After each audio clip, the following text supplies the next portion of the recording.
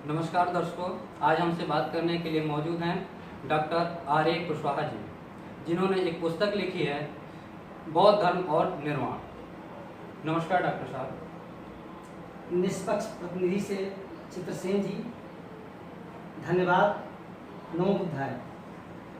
Doctor साहब, जो आपने पुस्तक लिखी है, क्या आप हमको उसके सार के बारे में हमारे दर्शकों को कुछ बताएंगे? जी हाँ, ये पुस्तक मेरे हाथ में है और ये पुस्तक लिखने की जो प्रेरणा हमें मिली या आवश्यकता जो महसूस हुई, वो आवश्यकता ये रही कि एक बार मैं कुशीनगर की यात्रा पर था, तो एक भंते जी को, एक भिक्षु जी को मैंने महात्मा जी कह करके संबोधन किया और उनसे पूछा कि महात्मा जी, ये बौद्ध धर्म है क्या? तो उन्होंने कहा कि आप हमें, मेरा नाम भंते आनंद है, आप हमें भिक्षु आनंद या भंते आनंद कह सकते हैं, आप मुझे महात्मा जी न कहें। तो मैंने पूछा कि ये भंते का अर्थ क्या होता है? तो उन्होंने कहा, जिसने अपने जीवन से, जिसने भय का अंत कर लिया और जिसने भी अपने जीवन से भय का अंत कर लिया, वो भंते हो गया। तो हमने पूछा, भाई ये जो भय का अंत है ये होगा कैसे? तो उन्होंने हमें बताया कि समस्त बुराइयों को जब आप छोड़ देंगे तो भय से मुक्त हो जाएंगे और वो समस्त बुराइयों में कम से कम 5 जो बुराइयां हैं, इतना भी अगर आप छोड़ लेते हैं तो वो 5 बुराइयां, हमने पूछा ये क्या है? आप तो ये पंचशील है और हम भिक्षुओं को 10 शील का पालन करना होता है, और जो आम लोग हैं, गृहस्थ लोग हैं, वो अगर 5 बुराइयों से भी अपने आप को मुक्त कर लेते हैं तो उनके पास किसी तरह का भय नाम की कोई बात रह नहीं जाएगी। तो वो कौन सी 5 पंचशील है? वो 5 बुराइयों को छोड़ने का जो संकल्प है, जो प्रिंसिपल है, उसको बोलते हैं बुद्धिज्म में पंचशील। और वो 5 बुराइयां होती कौन सी हैं?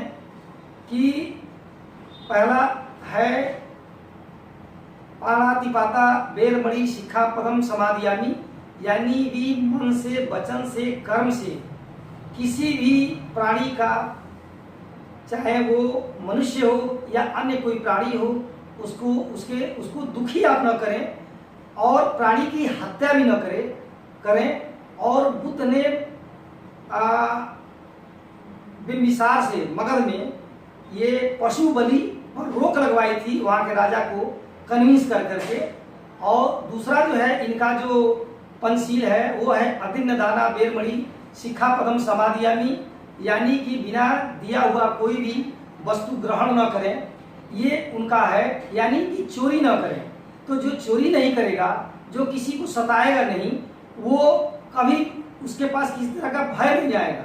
तीसरा इनका जो पंचशील है वो है कामेषु मिच्छाचारा बेरमणि शिक्षापदम समादियामि, अर्थात आप कभी भी पराई नारी से किसी भी तरह का दुर्व्यवहार या संबंध, अनैतिक संबंध जिसको कहा जाता है, न करें। तो आपके अंदर आप भय मुक्त हो सकते हैं, आप भी भंते के श्रेणी में आने लगेंगे। और चौथा इनका जो था वो था मूषावादा बेरमणि शिक्षापदम समादियामि, अर्थात कि आप झूठ न बोलें तो आपके अंदर से भय समाप्त होगा। आपका झूठ पकड़ा जाने का भय रहेगा, तो आपका झूठ पकड़ा नहीं जाएगा। जब झूठ बोलेंगे नहीं तो भय किस बात का रहेगा। और 5वां है सुरा मेरय मज पमादि ठाना बेरमणि शिक्षापदम समादियामि, किसी भी तरह के नशीले वस्तुओं का सेवन आप न करें। ये न करें, ये पंचशील का पालन आम गृहस्थ अगर करता है तो भय से मुक्त हो सकता है। आम गृहस्थ को चाहिए भी कि ये 5 जो बुराइयां हैं जो दुख का कारण बनती हैं, और ये 5 बुराइयां अज्ञानता के फलस्वरूप आती हैं। आदमी अज्ञानतावश, लालच, तृष्णा का जन्म होता है। 5 जो बुराइयां अज्ञानता का, जो अज्ञानतावश आदमी के अंदर आती हैं, अपना मनुष्य के अंदर घर बनाती हैं, उन 5 बुराइयों को हर हाल में छोड़ने के लिए बुद्ध जी ने 8 मार्ग बताया, जिसको अष्टांगिक मार्ग कहा गया। उसको दर्शक बंधु बौद्ध साहित्य लेकर के ज्ञान प्राप्त कर लेंगे। और इन 5 बुराइयों में यह नहीं है कि ये समस्त मानव जाति के लिए है, चाहे वो हिंदू हो, चाहे मुसलमान हो, चाहे सिख हो, चाहे ईसाई हो। अगर मनुष्य है इन 5 बुराइयों से अपने आप को मुक्त कर लेता है तो निश्चित रूप से उसके लाइफ में दुख नाम की चीज रह ही नहीं जाएगा।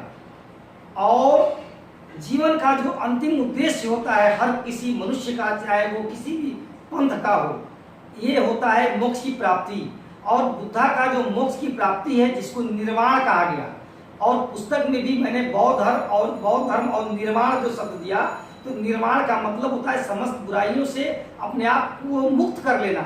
और मानव जाति, ये बौद्ध धर्म कोई संप्रदाय नहीं है, ये एक सिस्टम है। और ये ऐसा सिस्टम है, ये 5 बुराइयां जिसके पास भी रहेगी, चाहे वो किसी भी पंथ का हो, किसी भी धर्म का अनुयायी हो, वो उस धर्म को मानता रहे।